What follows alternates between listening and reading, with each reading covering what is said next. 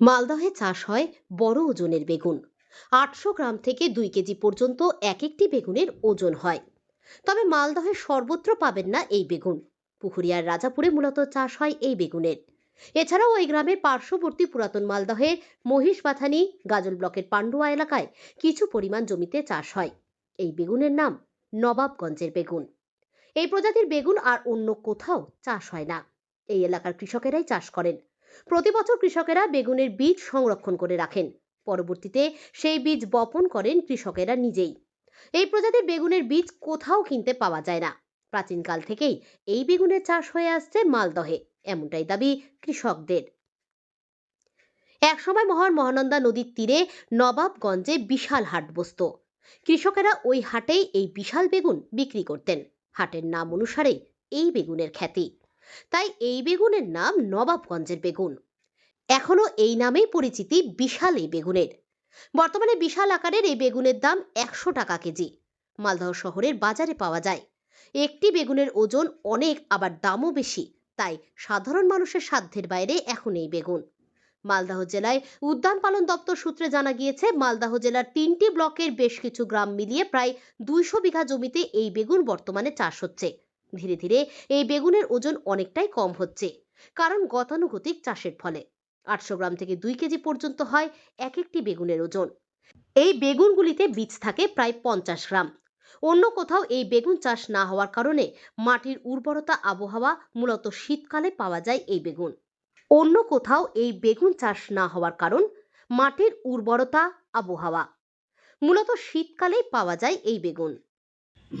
মানুষ তো আমরা ভাটাই বলি, ওই শহরে ফের অন্য কিছু বলে, নবগঞ্জ বলে, কিন্তু আমাদের এখানেই চাষবাস। এটা 1 থেকে 1.5 কিলো কত? চাষ এই 2 বছর থেকে। বেগুনের টাইম 2 মাস পরে ফল আসে, 2 থেকে 2.5 মাস পরে ফল আসে। এখানে কত এখানে মোটামুটি 20 জন আছে। কি চাই? মালদা জেলার বালিয়া নবাবগঞ্জ তথা আশাপুরের যে বেগুন, সেই বেগুন ইতিমধ্যে আমাদের পশ্চিমবঙ্গ পেরিয়ে সারা দেশে বাজারজাতকরণ শুরু হয়েছে। সারা দেশব্যাপী প্রচুর চাহিদা হচ্ছে। আমরাও চেষ্টা করছি যে এই বালিয়া নবাবগঞ্জের যে বেগুন, এই বেগুন ভারতবর্ষ ছাড়া বাইরের বাজারে কী করে রপ্তানি করা যায়, এবং আমরা আশাবাদী যে এই আমাদের মালদা জেলার যে বালিয়া নবাবগঞ্জ তথা আশাপুরের যে বেগুন, এই বেগুন আমাদের জেলায়, রাজ্যে, দেশে এবং দেশের বাজারেও বাজারজাতকরণ হবে, এবং এতে করে আমাদের যে সমস্ত চাষিরা বেগুন উৎপন্ন করছে তাদের সঙ্গে, তাদের দেখাদেখি, তাদেরকে দেখে অন্য চাষিরা উৎসাহিত হবে, এবং এই নবাবগঞ্জ পেরিয়েও গোটা জেলার চাষিরা আস্তে আস্তে এই বেগুন চাষে উদ্বৃত্ত হবে। ইতিমধ্যে পশ্চিমবঙ্গ সরকারের পক্ষ থেকে, হর্টিকালচার ডিপার্টমেন্টের পক্ষ থেকে বিভিন্নভাবে এই বেগুন চাষিদেরকে সহায়তা করা হচ্ছে। জেলা প্রশাসনের পক্ষ থেকে সহায়তা করা হচ্ছে। আমরা বেগুন চাষিদের পাশে আছি, এবং সারা রাজ্যে, সারা দেশে এই বেগুনের বাজারজাতকরণের জন্য আমরা সর্বতোভাবে সহায়তা প্রদান করছি। হ্যাঁ, মালদায় বিখ্যাত যে সকল ফসল হয় তার মধ্যে অন্যতম একটা ফসল হলো নবাবগঞ্জের বেগুন। এটা বহু পুরনো দিন থেকে এই বেগুনটা চাষ হয়ে আসছে। এখনও গাজল, ওল্ড মালদা এবং রতুয়া 2 এই 3টে ব্লকে বেশ কিছু গ্রাম পঞ্চায়েতে এবং ভিলেজে এই চাষটা চলছে। এখনও পর্যন্ত আমাদের কাছে যা রেকর্ড আছে, প্রায় 200 বিঘার মতো জায়গা জুড়ে এই চাষ হয়, এবং মূলত এই বেগুনটা শীতকালে হয়, এবং সাইজে এটা খুবই বড়। প্রায় 800 থেকে 2 কেজি পর্যন্ত এই বেগুনের ওজন হয়, এবং বেগুনের মধ্যে 300 থেকে 450 সংখ্যক বীজ থাকে, যার ওজন প্রায় 50 গ্রামের মতো বীজের। এবং কৃষকরা সাধারণত এই বেগুনটা নিজেরাই বিচন সংরক্ষণ করে পরবর্তী বছরের জন্য রেখে দেয়, এবং বছরের পর বছর এই বেগুন চাষ করে আসছে। এই বেগুন কি আর অন্য কোথাও পাওয়া যায়, বা নবাবগঞ্জের বেগুনের নাম কেন, অন্য কি কোনো নাম নেই এর? হ্যাঁ, এই বেগুনটার অ্যাকচুয়ালি আর অন্য কোনো জায়গাতে এই জাতটা চাষ হয় না, বা করার চেষ্টা করেছে কিন্তু হয়ে ওঠেনি, সফলভাবে হয়নি।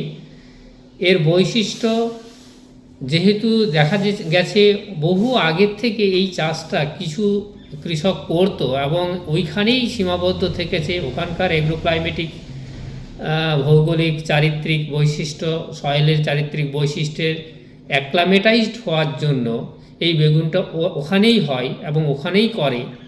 কিন্তু যেহেতু এর মানে দিনের পর দিন যখন বছরের পর বছর এই বেগুনটা চাষ হয়, তখন ওদের যে বীজ সংরক্ষণ রেখে দেয়, তাতে এর সাইজটা কিন্তু ধীরে ধীরে একটু কমে আসছে। আগে যেটা 2 কেজি পর্যন্ত হতো, এখন এটা ম্যাক্সিমাম 1.5 কেজি পর্যন্ত হচ্ছে। কোনো কোনো ক্ষেত্রে সেটা 1 কেজি 200 গ্রামের মতো দাঁড়াচ্ছে। মানে এর কি আধুনিক পদ্ধতিতে এর চাষের কোনো ব্যবস্থা বা প্রশিক্ষণ কৃষকদের এই বেগুন চাষের এরকম কোনো উদ্যোগ এখন পর্যন্ত নেওয়া হয়েছে সরকারিভাবে? আমাদের দপ্তর food processing industries and horticulture, government of West Bengal, আমরা সর্বতোভাবে চাষিদের পাশে বিভিন্ন আধুনিক যে টেকনিক্স সবজি চাষের জন্য সেগুলো ট্রেনিং দিই, এবং সেই ট্রেনিংয়ের মধ্যে বেগুন চাষও একটা পড়ে।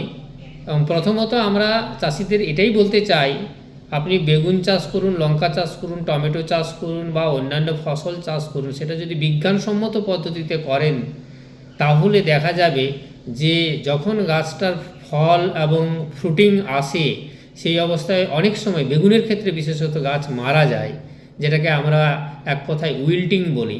এইগুলো হবে না যদি আমরা ওই বিচনটা বা বীজটা শোধন করে নিই। অর্থাৎ আমরা ছোট ছোট ছেলে মেয়েদের যেমন টিকাকরণ করি, সিমিলারলি ওই বিচনটাকে যদি সঠিক কেমিক্যালস দিয়ে আমরা শোধন করে নিতে পারি, তারপরে যদি বিচনটা বীজতলাতে ফেলি এবং চারাটা তৈরি করি, তাহলে সেই চারাটা অনেক হেলদি হবে এবং তার থেকে যে বড় গাছ হবে সেটা কিন্তু পুষ্টিকর হেলদি গাছ, যেখান থেকে আমি অনেকটা বেশি ফলন পেতে পারি।